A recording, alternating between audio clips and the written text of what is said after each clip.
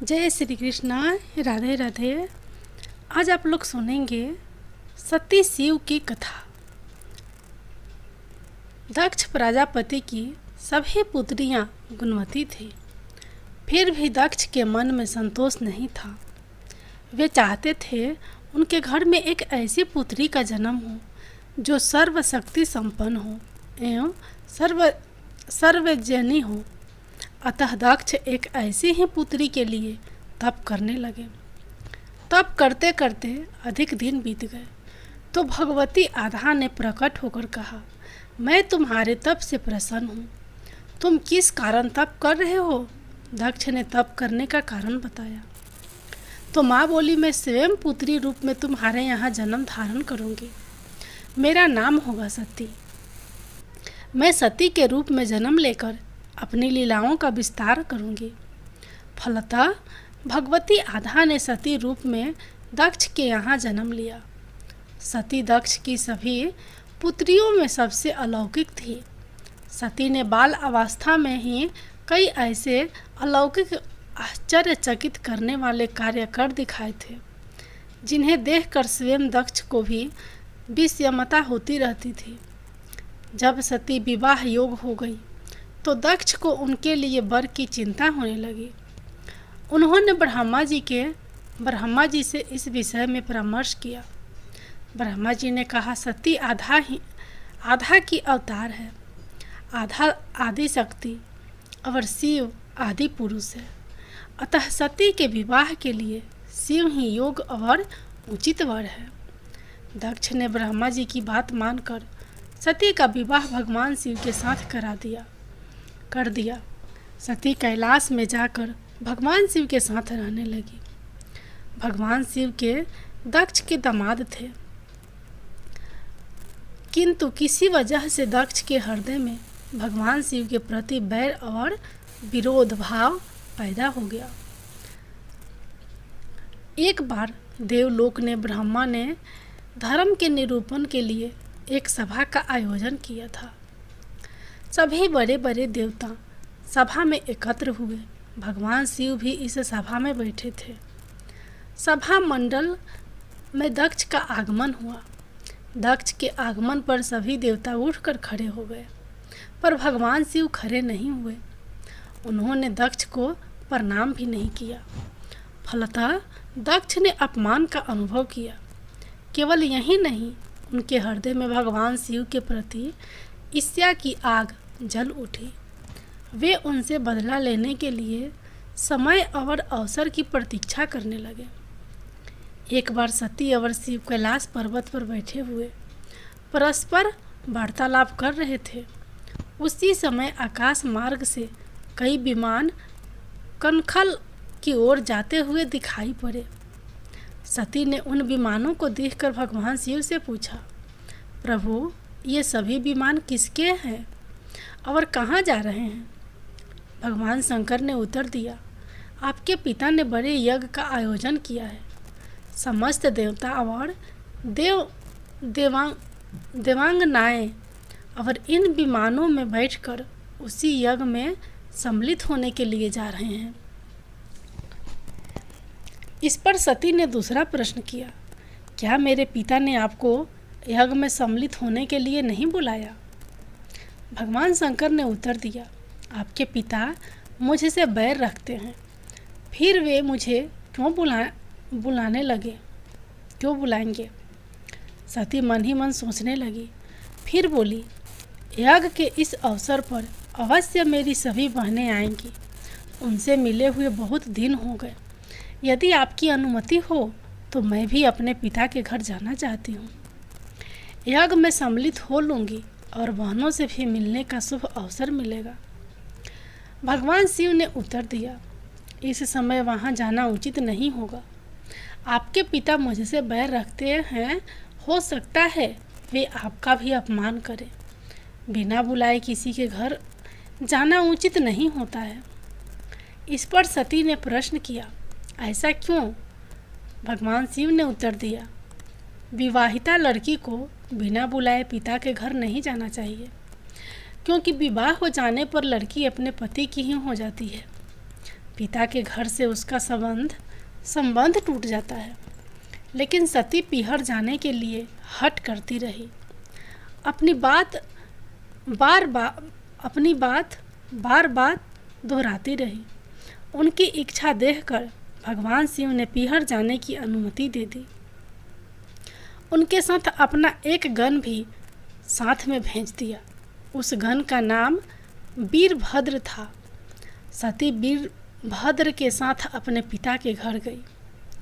घर में सती से किसी ने भी प्रेम पूर्वक वार्तालाप नहीं किया। दक्ष ने उन्हें देखकर कहा, तुम क्या यहाँ मेरा अपमान कराने आई हो? अपनी बहनों को तो देखो, वे किस प्रकार भांति भांति के अलंकारों और सुंदर वस्त्रों से सुसज्जित है। तुम्हारे शरीर पर मात्र बंधाम्बर है। तुम्हारा पति शमशानवासी और भूतों का नायक है। वह तुम्हें बंधाम्बर छोड़कर और पहना ही क्या सकता है। दक्ष के कथन से सती के हृदय में पश्चाताप का सागर उमड़ पड़ा। वे सोचने लगी, उन्होंने यहाँ आकर अच्छा नहीं किया।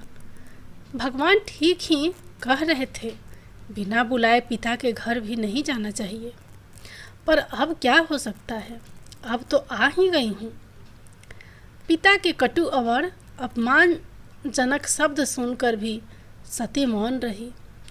वे उस यज्ञ मंडल में गई जहाँ सभी देवता और ऋषि मुनि बैठे थे तथा यज्ञ कुंड में धू धू करती जलती हुई अग्नि में आहुति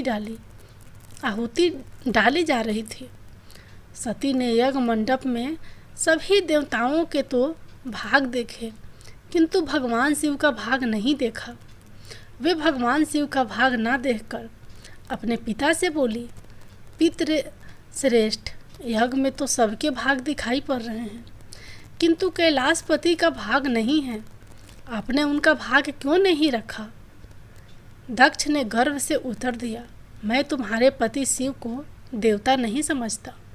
वह तो भूतों का स्वामी, नगन रहने वाला और हड्डियों की माला धारण करने वाला है। वह देवताओं की पंक्ति में बैठने योग्य नहीं है। उसे कौन भाग देगा? सती के नेत्र लाल हो उठे। उनका मुखमंडल प्रलय के सूर्य की भांति तेजोदीप्त हो उठा। उन्होंने पीड़ा से तिलमिलाते हुए कहा, ओह, मैंने इन शब्दों को कैसे सुन रही हूँ? मुझे धिक्कार है। देवताओं, तुम्हें भी धिक्कार है।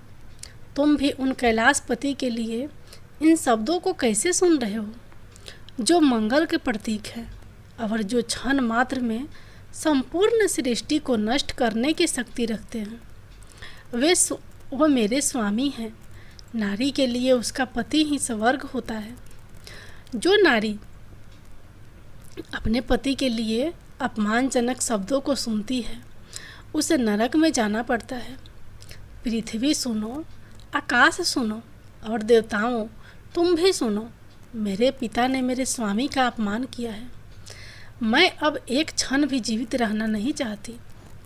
सती अपने कथन को समाप्त करती हुई यज्ञ के कुंड में कूद पड़ी। जलती हुई आहुतियों के साथ उनका शरीर भी जलने लगा।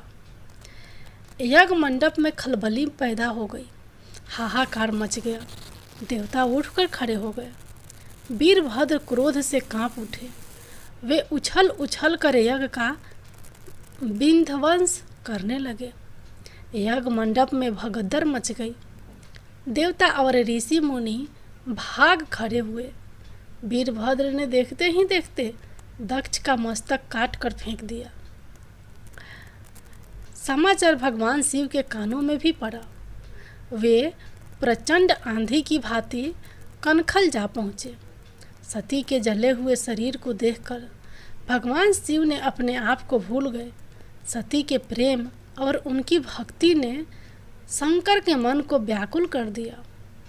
उन शंकर के मन को व्याकुल कर दिया जिन्होंने काम पर भी विजय प्राप्त की थी और जो सारी सृष्टि को नष्ट करने की क्षमता रखते थे, वे सती के प्रेम में खो गए, बेसुध हो गए। भगवान शिव ने उन्मत्त की भांति सती के जले हुए शरीर को कंधे पर रख लिया। वे सभी दिशाओं में भ्रमण करने लगे। शिव और सती के इस अलौकिक प्रेम को देखकर पृथ्वी रुक गई, हवा रुक गई, जल का प्रवाह ठहर गया और रुक गई देवताओं की सांसें। सृष्टि व्याकुल हो उठी। सृष्टि के प्राणी पुकारने लगे, त्राहि माम, त्राहि माम। भयानक संकट उपस्थित देखकर सृष्टि के पालक भगवान विष्णु आगे बढ़े। वे भगवान शिव की बेसुधी में अपने चक्र से सती के एक एक अंग को काट काट कर गिराने लगे। धरती पर 51 स्थानों में सती के अंग कट कट कर गिरे। जब सती के सारे अंग कट कर गिर गए तो भगवान शिव पुनः अपने आप में आए। जब वे अपने आप में आए तो पुनः सृष्टि के सारे कार्य चलने लगे।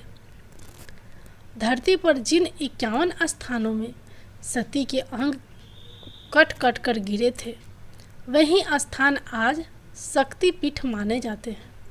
आज भी उन स्थानों में सती का पूजन होता है, उपासना होती है। धन्य था शिव और सती का प्रेम। शिव और सती के प्रेम ने उन्हें अमर और वंदनीय बना दिया। भगवान शंकर की जय हो, सती माता की जय हो।